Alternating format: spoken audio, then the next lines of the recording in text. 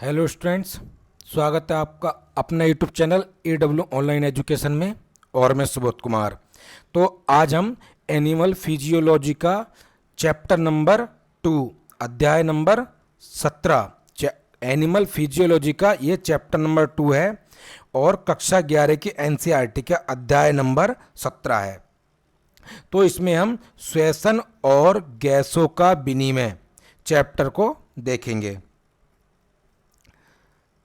जैसा कि आप पहले पढ़ चुके हैं, जैसा कि आप पिछले चैप्टरों में पढ़ चुके हैं, सजीव मतलब जीव पोषक तत्वों, सजीव जो जीव होते हैं पोषक तत्वों जैसे ग्लूकोज को तोड़ने के लिए ऑक्सीजन का परोक्ष मतलब डायरेक्टली रूप से उपयोग करते हैं, जिससे विभिन्न क्रियाओं को संपादित करने के लिए आवश्यक ऊर्जा प्राप्त होती है।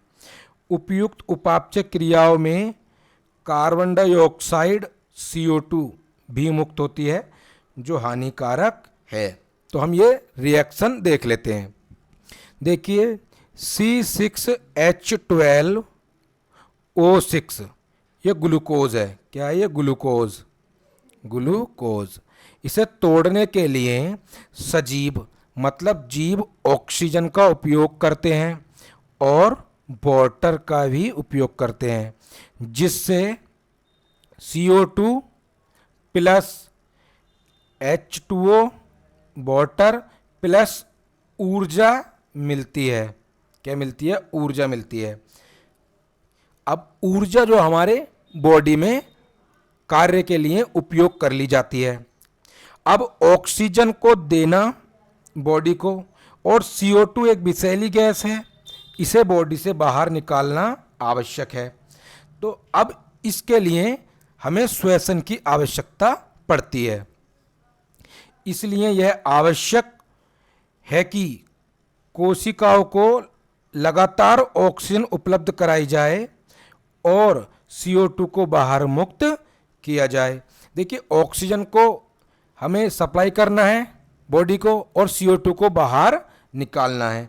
क्यों? क्योंकि CO2 एक विषैली गैस है। ऑक्सीजन की उपस्थिति में हम ग्लूकोज को तोड़ते हैं, जिससे एनर्जी प्राप्त होती है। वायुमंडलीय ऑक्सीजन और कोशिकाओं में उत्पन्न CO2 के आदान प्रदान विनिमय की इस प्रक्रिया को मतलब वायुमंडल की ऑक्सीजन और कोशिकाओं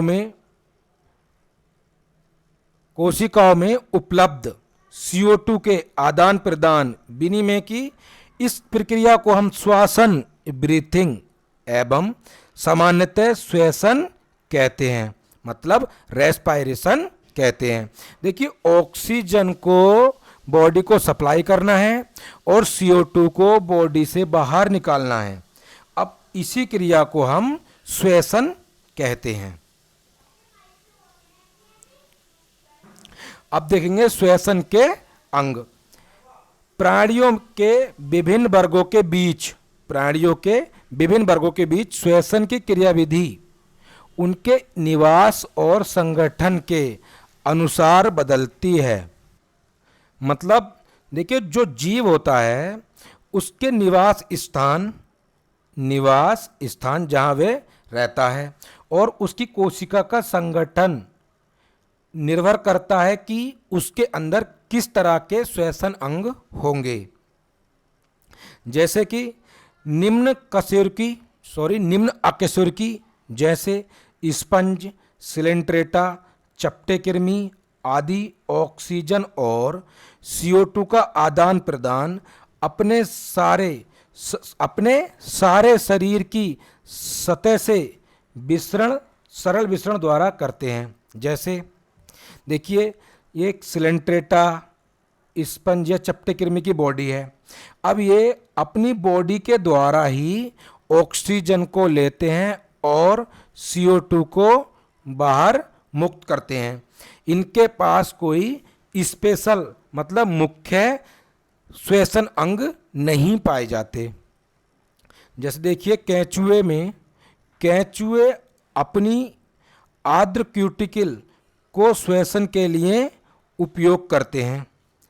केंचुए, देखिए केंचुए अर्थवर्म, जैसे देखिए केंचुआ अर्थवर्म ऑक्सीजन बॉडी की सरफेस से देख लो ले रहा है और बॉडी की सरफेस से ही CO2 को मुक्त करता है, बॉडी की सरफेस से CO2 को मुक्त करता है और ऑक्सीजन को लेता है। यह अपनी आर्द्र क्यूटिकल का उपयोग करता है, जो इसका श्वसन अंग कह सकते हैं, वरना इसके अंदर कोई स्पेशल श्वसन अंग नहीं होता। कीटों के शरीर में नलिकाओं का जाल श्वसन नलिकाएं होता है। देखिए जैसे कि ये कीट है, ये कीट की मान लीजिए कीट की बॉडी है, इसके अंदर श्वसन नलिकाओं का इस तरह से जाल फैला होता है जो श्वसन का कार्य करते हैं, जिनसे वातावरण की वायु का उनके शरीर में विभिन्न स्थानों पर पहुंचती है। मतलब वातावरण की ऑक्सीजन इन नलिकाओं के जरिए ही शरीर के अन्य भागों तक पहुंचती है, ताकि कोशिकाएं सीधे गैसों का आदान प्रदान कर सकें। कोशिकाएं सीधे ही गैसों का आदान प्रदान कर सकें। जलीय आर्थ्रोपोडा तथा मोलस्का में श्वसन विशेष संवहनीय संरचना क्लोम द्वारा होता है। देखिए आर्थ्रोपोडा और मोलस्का में श्वसन के लिए क्लोम मतलब गिल्स पाए जाते हैं, जबकि स्थलचर प्राणियों में श्वसन विशेष संवहनीय थैली फुफ्फुस फेफड़ों द्वारा होता है। स्थलचर प्राणियों में श्वसन विशेष संवहनीय थैली फेफड़ों द्वारा होता है। फेफड़ों को हम डिटेल में देखेंगे। कशेरुकियों में मछलियां क्लोम गिल्स के द्वारा श्वसन करती हैं। देखिए गिल्स किस तरह से होते हैं, ये देखिए गिल्स का इमेज फोटो। गिल्स इस तरह से मछलियों के अंदर गिल्स पाए जाते हैं, जिनके द्वारा ये श्वसन करती है। अब देखिए कि ये जो ऑक्सीजन युक्त ब्लड है, इसके अंदर ऑक्सीजन घुली है, और ये ऑक्सीजन इम्प्योर ब्लड है जिसके अंदर ऑक्सीजन नहीं घुली है। बॉडी ने ऑक्सीजन को यूज कर लिया। अब ये इधर से ऑक्सीजन को लेता है और इधर से CO2 निकालता है, और ये गिल्स की संरचना है। जबकि एम्फीबिया उभयचर सरीसृप पक्षी और स्तनधारी फेफड़ों द्वारा श्वसन करते हैं। जबकि एम्फीबिया उभयचर सरीसृप पक्षी और स्तनधारी फेफड़ों द्वारा श्वसन करते हैं। उभयचर जैसे मेंढक अपनी आर्द्र त्वचा नम त्वचा द्वारा भी श्वसन कर सकते हैं। स्तनधारियों में एक पूर्ण विकसित संवहनी प्रणाली पाई जाती है। स्तनधारियों के अंदर एक पूर्ण विकसित प्रणाली पाई जाती है। अब देखिए हम मानव का श्वसन तंत्र को विस्तार से डिस्कस करेंगे, तो इसे हम अगले वीडियो में देखेंगे। आज के लिए इतना ही। Thank you.